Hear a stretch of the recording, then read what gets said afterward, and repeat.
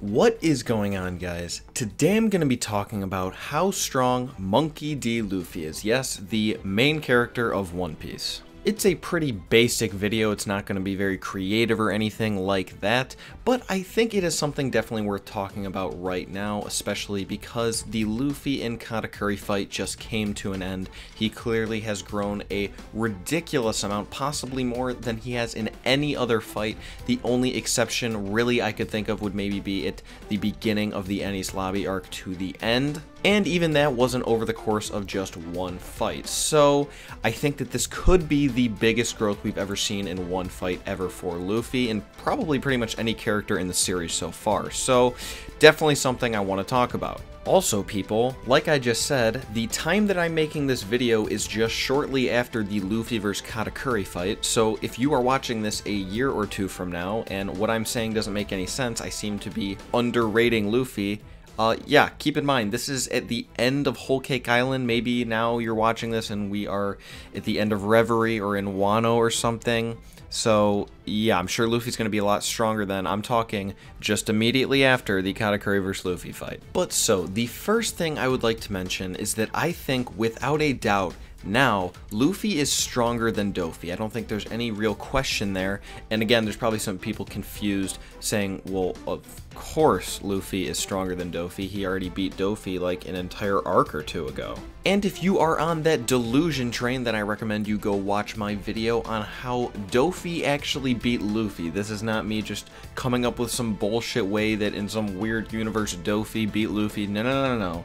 Dofi straight up defeated Luffy. This is something that actually just happened. And with that being said, at the end of the Dressrosa arc, I would say that Dofi had a pretty strong advantage over Luffy. He'd beat him in any fair 1v1 fight. But now at this point in the story, I would say that those positions have been flipped. In any fair 1v1 fight, Luffy would beat Dofi, which is really exciting to see because I consider Dofi to be a complete monster. And you know, since in my Warlords video there are people who think that not just Dofi is stronger than Kuma, but even more importantly, Dofi could compare and possibly be stronger than Mihawk, they might also think that Dofi is still stronger than Luffy. So let me explain how there is no way that that is the case. So Katakuri is without a doubt one of the strongest characters ever introduced in this series so far. While I don't think he'd be able to defeat one, he would certainly give a match to an admiral, possibly even a stronger one. Now, while keeping that in mind, just remember that Luffy,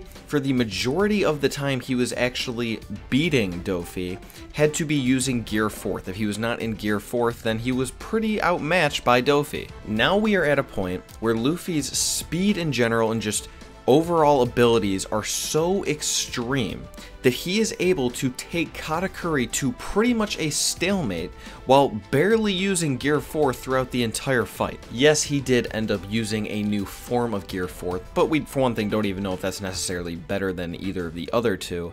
And besides that, I would say for the vast majority of the fight, he was not using Gear 4th, he was in his base form. Yeah, he was probably in Gear 2nd and maybe a little bit of 3rd in there too, but that doesn't even compare to the power of Gear 4th.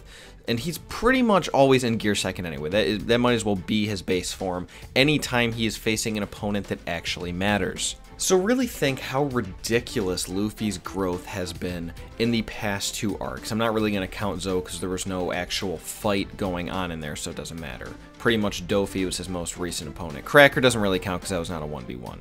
So he went from having to use Gear 4th to be able to have any sort of advantage over Dofi, to only using Gear 4th in the most extreme occasions in a fight against Katakuri, which he forces him to stalemate pretty much. Katakuri being the strongest of the Sweet Commanders, sitting at a 1.057 billion bounty, and at least at this point in the story, being known for having the strongest observation haki. And the reason he is considered to have this strongest observation haki at this point is because he is the first character that we know to have this so-called future sight, which now Luffy is being seen to be able to use to some degree. It really is amazing to me because all the way from Dressrosa up until this Katakuri fight, I was very much considering the possibility, and so are a lot of my friends, a lot of people I've talked to have been considering the possibility that Zoro could have actually been the strongest on the crew. I think there was a lot of evidence showing that that's the case,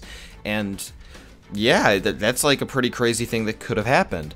But now, I guess it's still a possibility, but it would be a little weird if Zoro was that fucking powerful at this point. Like, if he's gonna be this strong, then something had to happen in Wano off screen.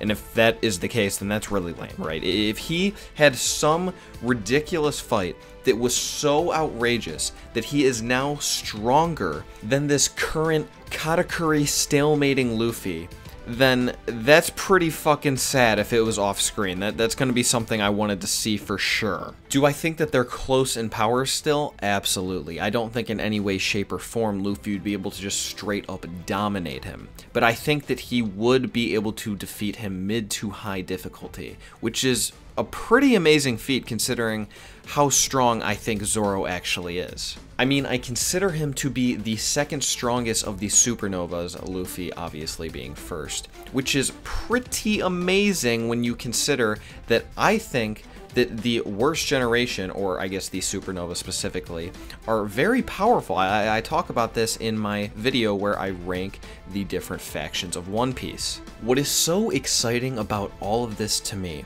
is that, especially with the whole fact of Oda saying, you know, if you thought the War of the Best was great, just wait till the final war, that's going to make the War of the Best look like garbage pretty much.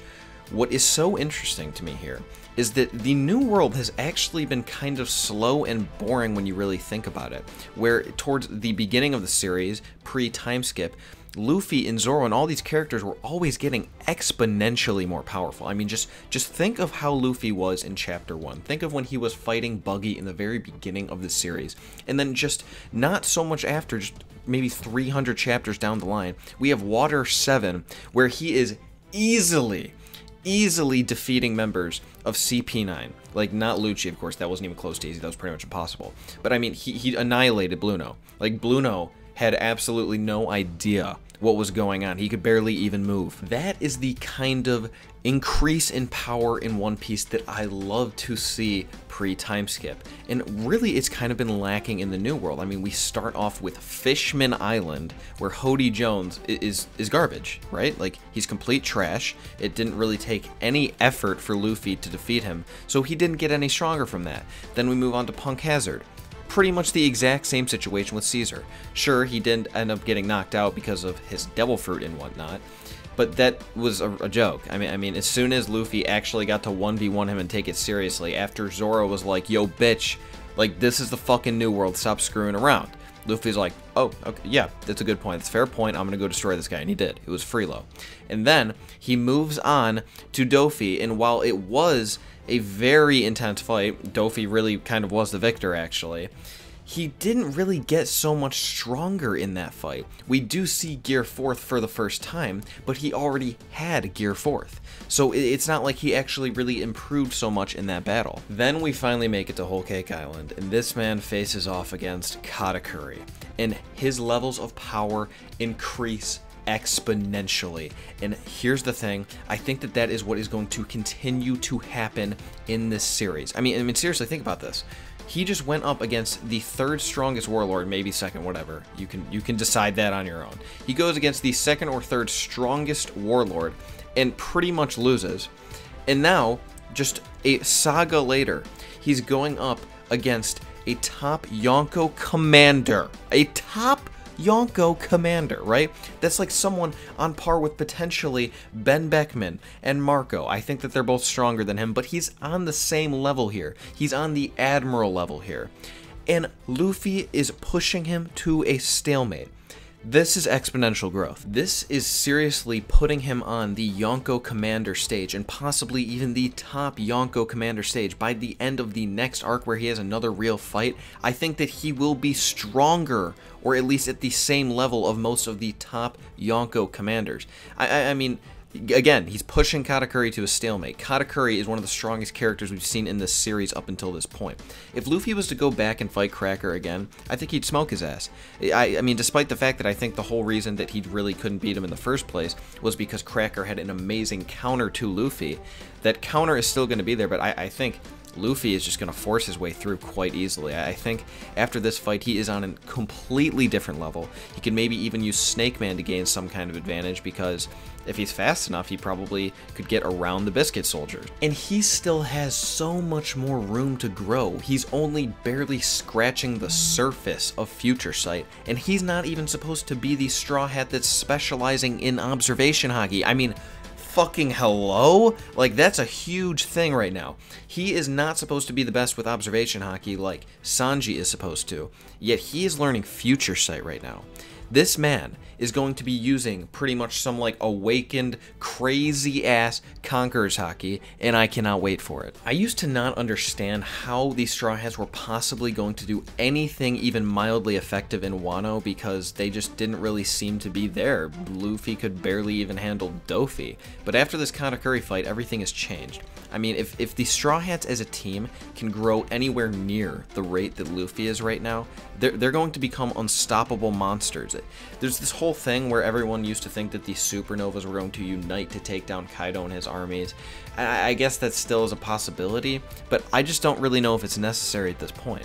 I mean, if Sanji and Zoro can remain comparable to Luffy, and Jinbei should now as well, then that's going to be like a thing, right? Like, if there is the Jack, Queen, King thing and then Kaido, we have Luffy's 3 strongest crewmates and then Luffy, right? So, like, it matches up perfectly. I can't imagine any world where Luffy is going to be able to 1v1 Kaido. That might be the stupidest thing I've ever heard. But I could see the other 3 matching up against his calamities and then maybe teaming up with Luffy to take down Kaido. I think that that would be more than reasonable, and it would be very interesting to watch. He's more than large enough to account for all of their mass combined, so it would be a pretty cool fight, right? It would be like Shadow of the Colossus. It would be so crazy, the 4 of them just fighting this giant monstrosity of pure power. That it would be pretty funny. But I'd like to see it. I think that would be cool. So yeah, the direction of this video was a little rambly, but that's kind of the nature of what I wanted to talk about here. I kind of wanted to ramble here, just talk about how exciting it is that Luffy is getting ridiculously powerful right now. I think Oda is setting up for the series to get even better than I could have imagined it's going to get. I always am amazed by how much better One Piece gets every chapter, but I rarely am failed, right? Every week it's like, wow, One Piece is just so awesome. And Oda is setting it up to be the greatest series of all time. I mean, I already think it is, but like, he's going to really make it no contest. If you enjoyed this video, remember to give it a thumbs up and subscribe if you haven't already. Remember to leave me a comment letting me know what you thought about this video. If it really was just way too rambly, you thought it was stupid, this is so obvious, right? Of course Luffy's getting super strong now. I don't know. I think he's getting way stronger at a faster rate than we could have anticipated, but you know, maybe you disagree. Make sure you click the link in the description below of the Discord channel I've created. It is growing quite rapidly, actually. It's pretty interesting. I'm surprised how fast it's growing, and it is very, very active. Very surprised by that as well.